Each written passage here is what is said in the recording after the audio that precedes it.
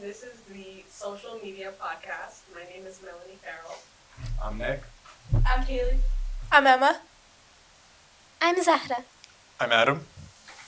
I'm Megan. I'm Lily. I'm Brandon. I'm Abby. And today we're going to be answering some questions concerning social media and our experiences. The first question is, what does social media mean to you? Social media to me means it's kind of like a way to hang out with your friends or just at home, take a break. If you're stressed, it's kind of just a escape. You can entertain yourself, you can connect with people. There's many uses, and I think of it kind of in a positive way. I would agree with Nick. I would say social media is a really good way for you to reach out to people that you don't see every day, or that you might see like every once in a while, or if you want to make plans, all of that stuff. I mean, it can be used in a negative way, but I think overall it's a very positive thing. I agree. I think social media can be a very positive thing. It can help. For me, it helps me keep connections with my family and friends who I don't necessarily see on a day-to-day basis, and it's also entertainment. While it's true that it can be very positive, I think it's intimidating because it's very limitless and there's so many things to learn and see. It's very stimulating and that can be overwhelming and sometimes addicting. And that's a negative aspect of social media. Yeah, I think social media for many is like how we it's a form of self-expression. It's how we showcase ourselves outside of the public eye. It's how we illustrate our interests. For some of us, it may be how we get our news. For some, it may be how they make a living, and just keeping up with people we don't really see that often. Yeah, social media to me, it's like how I keep up to date with people in my life and how I keep them up to date with what I'm doing. Also to help me with homework, if I need trouble or if I'm studying for something, it helps with that. I agree. I think social media has become very prevalent in everyone's life, and it's a good way to connect with people or things you're interested in. I would just kind of agree with everything. I would say social media is a tool that can help people connect to their friends, their family, discover new information, keep yourself busy, and you just learn new things through it. Yeah, I agree. Social media can definitely be used positively, but also there's a dark side to it, and I think we're going to talk a little bit more about that today, which actually brings us to our next question. What is our personal experience, or what are some of our personal experiences with social media, whether it be good or bad?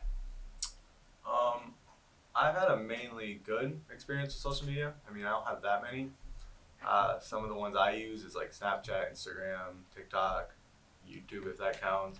And I just kind of mostly consume entertainment. I don't really post or anything, but I've always had a positive experience. I know there are negative experiences that we're going to get into later, but I've always had a positive experience with it.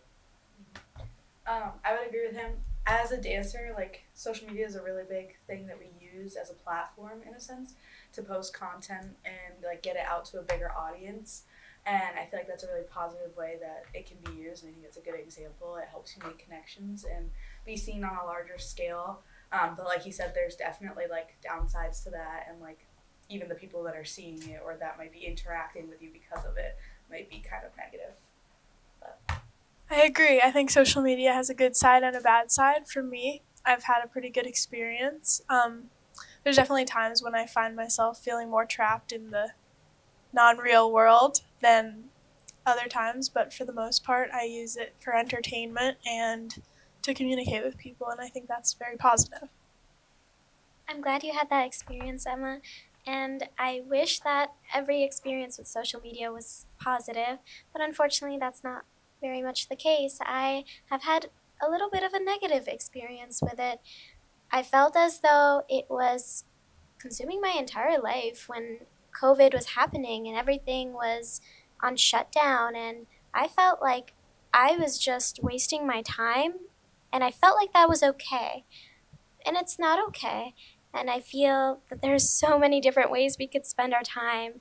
And if you add up the numbers, there's 1,000 hours we could spend on social media as we speak.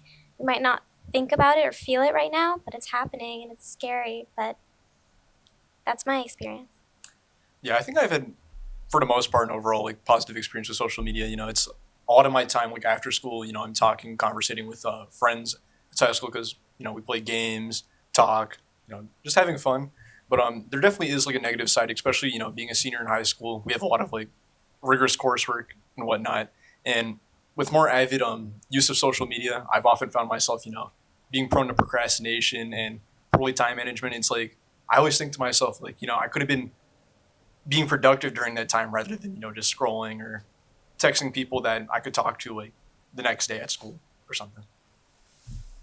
Yeah, for me, social media has always been like a positive thing. Like I've never had a bad experience, but like when it does come for studying for a test, it gets hard because sometimes I just want to be on social media. Yeah, I agree with the studying part. I've definitely had problems with using social media too much before and then not having enough time to study for like whatever test I'm doing. But I've also had positive experiences because I'm also a dancer and social media gives me like lots of inspiration for like new tricks and future dances and stuff like that. I would say I've had kind of a mixed response with social media. I've had good experiences and bad experiences, but I would say the thing I enjoy most about it is like being able to connect with people, and like when I'm bored or something, I can just fill my time with like not necessarily just like scrolling on TikTok or Instagram, but like actually like looking up new ideas and different things that interest me. However, there are some times where like if there's something I need to do and I'll like put it off to like use my phone and scroll on social media instead of like doing that thing. So I would say much of the procrastination that happens. So. Yeah, so I definitely agree. Like for me, personally, I've had a lot of positive experiences and a lot of negative. Um, yeah, I realized I was on social media way too much, way too often, doing absolutely nothing that was like benefiting me in any way. So, and I realized it was more so later in the evening that I would do it, like right before bedtime, because I'm doing stuff all day long. And it got so bad that I actually, like to this day, delete Instagram before I go to sleep every single night. That way, when I wake up, I don't immediately go to Instagram. So, yeah, definitely had my fair share of positive and negative. Our next question is: do you have a social media addiction? If so, why? I don't think I really have a social media addiction, but I do use it a lot. I think I could stop myself if needed. Like if I have a big test coming up and I need to study or I have a lot of homework, and I'm definitely on it a lot, whether it's TikTok or Instagram, just scrolling. But I wouldn't say I'm addicted, but I definitely use it a lot. So maybe like getting there. Yeah, I would say I know we had brought up like COVID times. Definitely during those times, I feel like I might have been addicted because that was kind of the only thing we had to do was like be on our phones because we were home all the time. Like we weren't really going places and like actually interacting with people. So we were using those social media apps to do that interacting. So I think in that sense I definitely was, but like she also just said, I don't really have a lot of time during the day to be on social media. So when I'm at home and like at night when I'm like about to go to bed is mostly when I use it. And I think like that might not be a smart decision. I might need to stop doing that. I agree. I think I'm not addicted, but I definitely tend to fill my free time, downtime with using social media, and I could definitely be better about that, but not an addiction.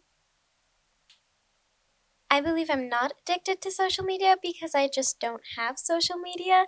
I would rather take away something that is detrimental to my life if I recognize it because it's simple for me. As soon as I recognize that it's harmful, I try to stay away from it, and that's been very beneficial. I feel more free and I feel like I can do much more fulfilling things in my time. Yeah, I was gonna say, I think for the most part, I have a pretty like healthy schedule when it comes to social media. I don't really spend like or dedicate a lot of my time to it. If I do spend time on social media, at least it's not really more so like scrolling or looking at photos. It's more so just like you know communicating with other people for you know productive causes. But there are definitely some times where I realize like oh you know I'm spending too much time. But it could definitely be allocated to something else more worthwhile. Yeah, I definitely like use social media mostly in my free time. So like when I have to study for a test, I make sure that I like get off of it and like study for my test and do my work. I would say that I'm not necessarily addicted to social media, but sometimes I tend to use it a lot when I like shouldn't be doing it. Like when I'm doing my homework is the time when I pull it out, so I definitely need to work on that. I would say it really depends on the day of like the stuff I'm doing because a lot of times I'll like fill my day with other things, so social media isn't like the thing I immediately go to. But on some days where I don't have homework, like I don't have sports or anything, and I get home early from school, and I just kind of will find myself like going on social media and bam, 30 minutes are gone, then an hour, and then it's like I have to do something with this time instead of just like constantly scrolling or going on Instagram or something. I think a few months ago, I definitely was addicted to social media, mostly just TikTok. I've never had a problem with like any other app. I've never cared much for Instagram or anything of this sort. But I like one of my hobbies, for example, is reading, and that's like I read like a lot, a lot. And then I would find myself, I'd be like, oh wow, I haven't really read in a few days, which is abnormal for me. And I would just be scrolling, and I'm like, I really want to read a book, but I just can't bring myself to read a book because I'd rather be scrolling. You know what I mean? And it was kind of at that point I was like, maybe I'm a little bit addicted to my phone. So now I've had to, kind of resort to unconventional methods, like taking my phone and being like, okay, this is going into a cabinet for 1 hour, and I have to, force myself to do anything else that isn't screen related. But I think I've stepped away from that, luckily, a little bit. And part of that was due to, like, I got rid of social media for a little bit.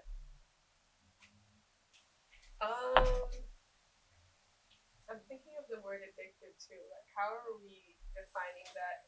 Because I know we were describing, like, oh, in my free time I do it. I think people struggle with addictions in their free time too. I'm not gonna lie. But, like, for me, there was definitely a time, and, like, now I'm reflecting, I am on social media way too much, especially for what I have to do. Like, obviously, we all have stuff we do outside of this program and school, but, like, maybe I am addicted, guys. I'll admit it. Maybe I'm a little bit addicted. Just a little bit. But, yeah, in my past, again, like, with COVID-19, I've never even thought of that. I was definitely online, like, every single day.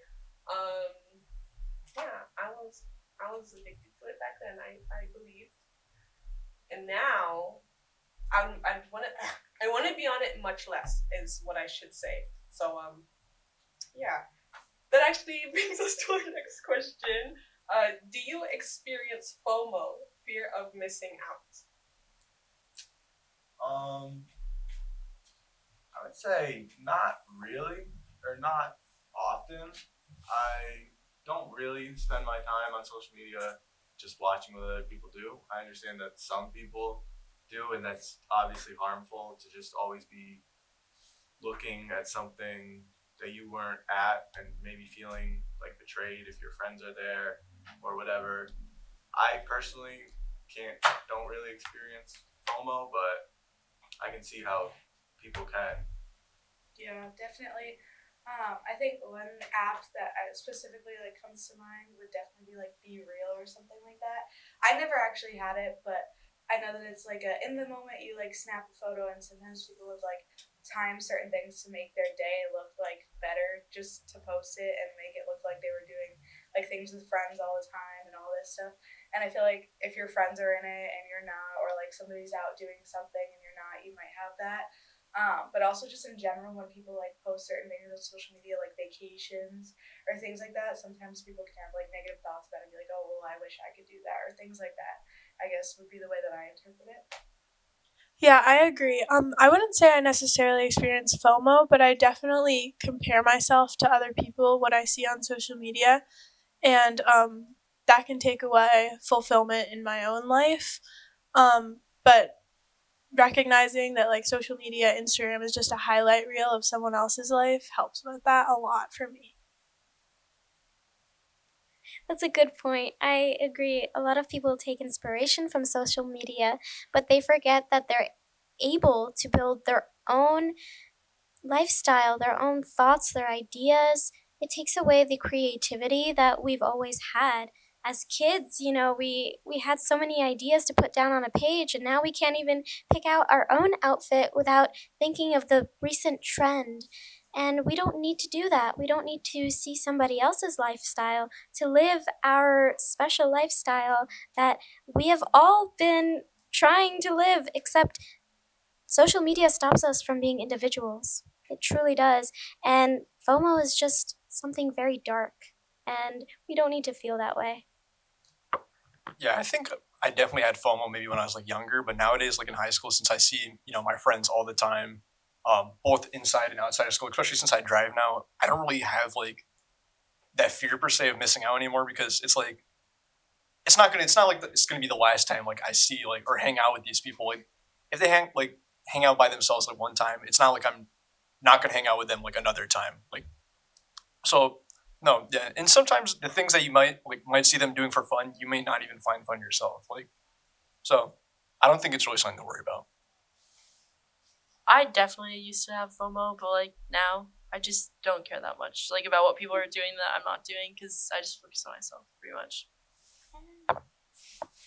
I'd say recently I've been pretty busy every weekend because I'm at dance competitions, so it is pretty easy to have FOMO when you see like all your friends are posting on Snapchat, like they get to hang out and you can't go because you're busy. So like social media makes it really easy for you to fear that you're missing out on something, when in reality, like you guys said, it is just the highlights of someone's life. I would say I used to have FOMO a lot when I was younger, but as I got into high school and I just met more people, because I think in middle school, at least for me, like it was a smaller middle school, so there's less people. So if like a certain group of people are doing something and you're not in that group, you would have that more fear of missing out. But in high school, there's so many different people, there's so many different friend groups that like if one person's doing something, there's other people doing it. So it's not like it's just one. So I don't really have it anymore. I used to. I don't think I've really experienced FOMO like everyone is talking about. Like my preferred social media is TikTok. Like that's my favorite. Like if I'm gonna go on social media, that's what I'll go on. And I'm not looking at my friends' TikToks. I'm looking at people I've never met before who are living these seemingly extravagant lives. And so I feel like it's FOMO kind of from that perspective. Not that I wish I was there because how could I possibly be at a beach in like Bali, you know what I mean? But it's kind of that what Emma was talking about, comparing experiences, like will I ever get any of these experiences? And then it's just kind of a cycle of that rather than just going on social media and seeing my friends doing something and being like, oh, I'm not there. I don't feel that way as much. Yeah, I agree. Like, although I may have a social media addiction, I don't think I've ever struggled with FOMO. I don't think that's really been a thing. I know it's easy to fall into that, especially like we said before, like the highlights. Like I don't even watch highlights anymore. I think it gets repetitive after a while. But yeah. So great answers. Our last question is, how do you feel about AI? I think AI is a complex topic, and it can be useful in some ways, it can be hurtful in other ways. But when really relating it to social media, I think it can often be hurtful because it can lead to a lot of misinformation, especially with maybe some of the older generations. Misinformation and AI. I mean, we're all younger. We've kind of grown up with it. We're more like we can pick out what's AI, what's not. But I think maybe some of the older generations may struggle a little more to see what's real and what's not. And if a video pops up on their Facebook, TikTok, and it's AI, and they don't know it's AI, that can lead to them thinking something happened that didn't happen, and that can incite all sorts of different effects. So I think it can be harmful in that way. Yeah, definitely AI, I feel like is very complex. There's so many like ups and downs to it. Like it's great that it's like so high in intelligence and all of that. But at the same time, another thing I've noticed that like people use it for today is like to cheat on things and like not do things the right way at school. I feel like that's a big thing right now. Because you can just go in and ask it because it knows so much that it can just give you whatever answer you need. And I mean, sometimes it might not even be right too. So I feel like there's a lot to talk about when we talk about ups and downs. Yeah, I think those are really good points. In my opinion, there's not really a big use for it. Like, I could go without it. But it's here, and we need to learn how to adjust to it and figure out the bad and good sides, and hopefully figure out how to hopefully figure out how to decipher between what's real and what's not, which I think is the biggest issue with AI. I could not agree more, Emma. That's what I'm thinking as well. It's something to look out for, and it's just something new that is scary to a lot of us, like robots. Back then, as a child, I used to be so scared of robots. Everybody would say they're about to take over the world, and that's what AI feels like now. But that's not exactly true. We just need to look out for the things about AI that are spreading misinformation, that is used in a harmful way, and we're just focusing on how it can be used and how not to use it, rather than just being scared of it. Yeah, I think AI is like any other thing, has its pros and cons. But as far as pros, like we see it a lot being like incorporated into like a lot of like big like internet or social media like applications and whatnot. But I feel like it's definitely had more of a negative impact, especially on our current generation, especially with regards to academic dishonesty. I feel like it's really manipulated our perception of like what's real and fake. It's like led to a big spread of misinformation, and it doesn't really do anything like that productive, especially on social media, especially like when you put it like in a funny context or something like that. But no, yeah, I think it also has kind of just been making us lazy, especially like in regards to like brainstorming or coming up with our own ideas, being creative. I think it's really impacting that sense of humanity that we should be having. Yeah, like for me, I know like sometimes I use AI. Like if I'm out of school, like I need it to help me like relearn like what we were doing. But like people definitely like take it too far and just use it for everything, so they don't learn anything. So then they just rely on it, and then they start using it for everything. AI has also been like very integrated within social media recently. Like Snapchat has their own AI, and Instagram now too has Meta. And I think that's just like it's such a big resource on these apps that could be good or bad. And then in regards to school, I think AI has really allowed certain people to like take the easy way out of their work, I guess, which is negative for their overall learning.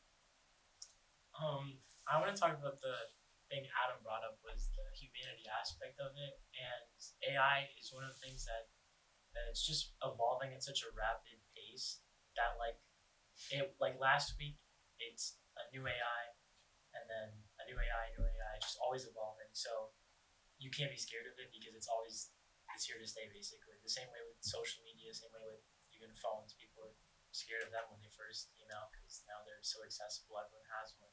And AI is the same way. Like it's so readily accessible everywhere. It's integrated in the new social medias. So it's better to just kind of learn how to deal with it rather than be afraid of it. Yeah, I'm kind of the mindset that AI is here and it's here to stay. So I think we really just need to lean into some of the more positive aspects and how it can help us. And even I don't fully understand the limits of how AI can help us. I hear the same things that I'm sure we all hear, that it can be used to cheat on homework, you know what I mean? And I can't even fully comprehend what AI could do to actually help us. So I think if we leaned into that a little bit more, if we just really make sure to emphasize, teaching people to use it in an academic and honest way with integrity, and then leaning into the better aspects, I think that's what we have to do because AI isn't going to go away. I agree. Like you said, it's here to stay for real. Like I know there's even some learning programs that they use AI. My nephew was talking about that. It's like an AI search engine or something like that. I don't know, but it's definitely integrated, and you can see it everywhere. I think my first impression impression of AI. Obviously, like growing up, that's something that was in the cartoons and stuff talking about it, like artificial intelligence. It's like it wasn't nearly as like powerful, or I don't want to use the word upgrade, but it just wasn't the AI that we have today, right? It was very old looking, very boxy, all that sort of stuff. But like, yeah, AI is crazy. Personally, I do love AI, specifically ChatGPT. Like it sounds like a sponsorship type of thing. But like specifically ChatGPT, I love it. Like literally anything you want to look into. Like if you're doing a project, obviously you can use it to cheat. But if you're really interested in learning and that retention that comes from studying, like AI can take the information and make it very concise, if that makes sense, right? Like reduce it to the things you actually need to look, and like take out all the fluff and stuff. So yeah, that's my experience with AI. But I digress. It's very common for students to cheat on exams and tests using AI. We actually made a video on this exact topic. Let's go check it out. Oh, no. Alright. What class do you take after this? Probably studying still. I have algebra. Good morning, everyone. I hope we all had a good weekend. We're going to go ahead and get started. Does everyone have their assignments that are due today? I'm going to go ahead and collect them. Thank you. Thank you. I was studying last night, and I thought this part about Frederick North was so confusing. Did you struggle with that? Frederick who? Did you study at all? Study? What are you talking about? Do you know about ChatGPT? Don't tell anyone, but I typed into ChatGPT to write me an essay about the American Revolution, and I had an essay in like seconds. It's so easy. You should definitely use it sometime. But don't tell anyone. In seconds? It was that easy? Yeah. And that fast? Mm-hmm. Thank you. Easy 100. Easy 100. That's fine. That's fine. It's not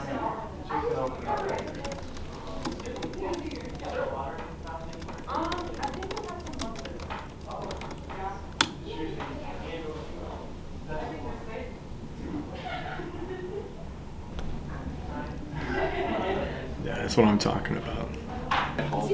Versus I'm glad you guys like it.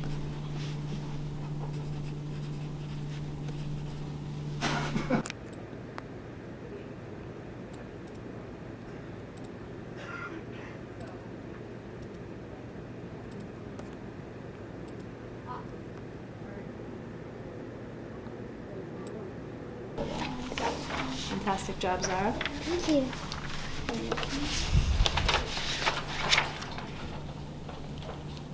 In Ed? I literally used ChatGPT for this, and it wrote me the most beautiful essay I've ever seen. How did it? And see me after class? Oh my god.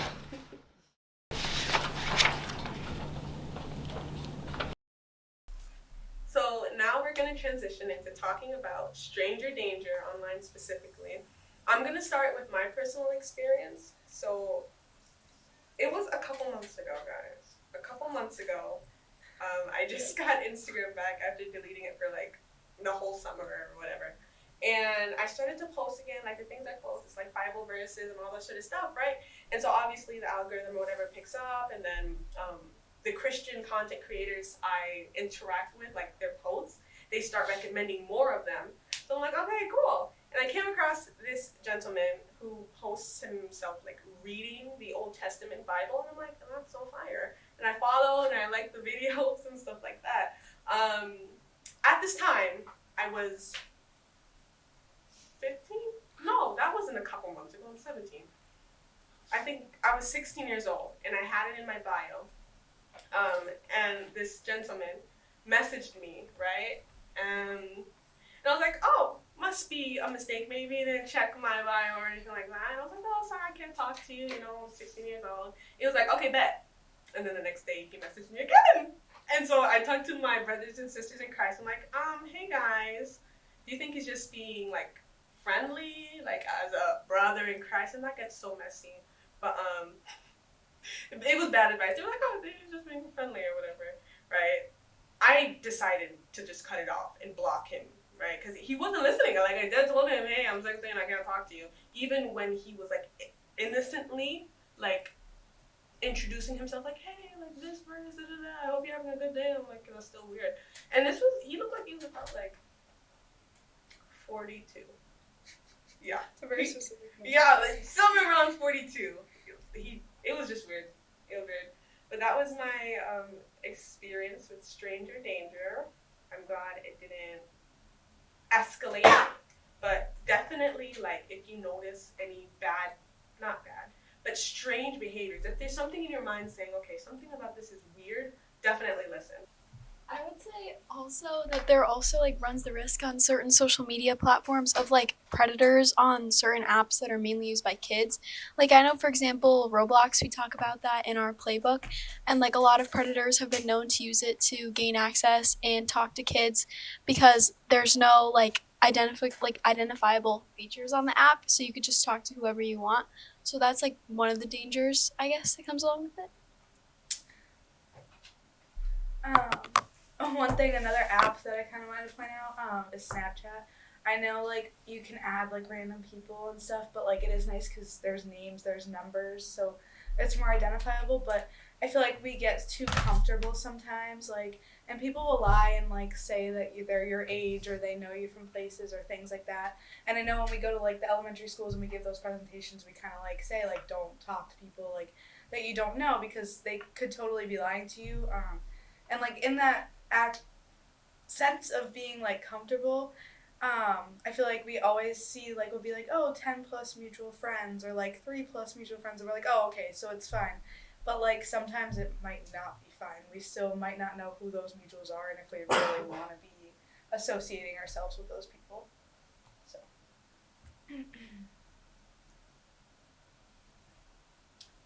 I was gonna say for especially like Instagram, there is like not necessarily a big tendency of like, you know, strangers like messaging you. Not that it doesn't happen, but I feel like there's like a big issue where there's like a lot of bots or like random accounts that try to follow you, especially in a means of possibly getting hacked or maybe exposing you to explicit content. I remember back in the 7th grade there was kind of like a hack thing going around where one of my friends got hacked and they sent me a message like, it was just so random. It was kind of like, oh hey Adam, like I hope you don't mind what I did to this photo of you, blah, blah, blah. And it has me go to a sign-in page for Instagram, and I'm like, why do I have to sign in to go into this? So I sign in, but then next thing I know, that's how they got my password and ended up hacking me.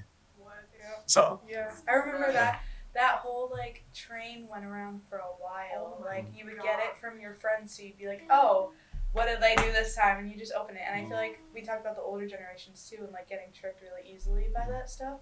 But we fall for it too, I feel like, and it's like on the stupidest things. Like they'll even text your number and you're like, oh my god, wait, like I need to pay this bill, or like this is really urgent, I need to take care of this, when really it's just not something that you have to worry about. With that, be smart and be careful, and we want to thank you for watching.